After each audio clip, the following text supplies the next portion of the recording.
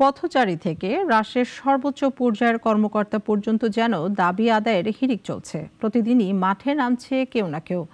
আজও ব্যতিক্রম নয়, মাঠে নেমেছেন বেসরকারি প্রাথমিক বিদ্যালয়ের শিক্ষকরা। আলাদা কর্মসূচি ছিল প্রতিবন্ধী বিদ্যালয় শিক্ষকদের, তবে পুলিশের বাধায় ছত্রভঙ্গ হন দুই পক্ষই। অন্তর্বর্তী সরকার ক্ষমতা নেয়ার পর ঠিক কত দাবি নিয়ে মাঠে নেমেছে মানুষ তার সঠিক হিসাব নেই। বিভিন্ন প্রতিষ্ঠান সংগঠন প্রায় প্রতিদিনই আন্দোলন কর্মসূচি দিয়ে আসছে। কখনো চিকিৎসক, কখনো বা শিক্ষক অথবা বিভিন্ন সংগঠন নিত্য নতুন দাবি নিয়ে জানান দিচ্ছে তাদের অবস্থান। দাবি আদায়ে রাজধানী যেন শাহবাগ, উপদেষ্টার বাসভবন, সচিবালয়, প্রেস ক্লাব এলাকা। বিগত কয়েক মাস ধরে আবারও জাতীয়করণের দাবি নিয়ে আন্দোলন করে আসছেন বেসরকারি প্রাথমিক বিদ্যালয়ের শিক্ষকরা। প্রায় 4000-এর বেশি প্রতিষ্ঠানকে সরকারি করার দাবিতে জাতীয় প্রেস ক্লাবে গেল কয়েকদিন ধরে অবস্থান নেন তারা।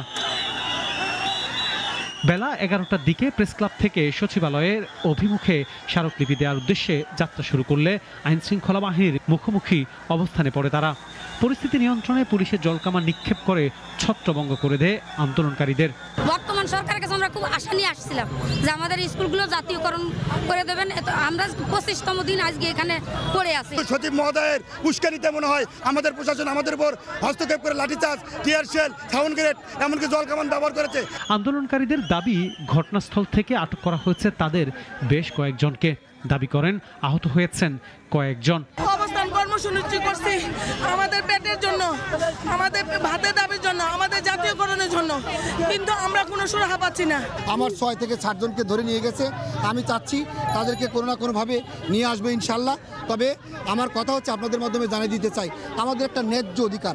আমরা ওই সরকারের আমলে আমরা নির্যাতিত, এই সরকারের আমরা কেন নির্যাতিত থাকবো?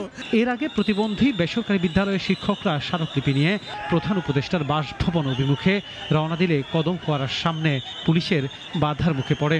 দুই পক্ষের আন্দোলনে প্রেস ক্লাব ও এর আশেপাশের সড়কে তীব্র যানজট সৃষ্টি হয়। এতে ভোগান্তিতে পড়ে সাধারণ মানুষ। আনোয়ার হোসেন, নাগরিক, ঢাকা।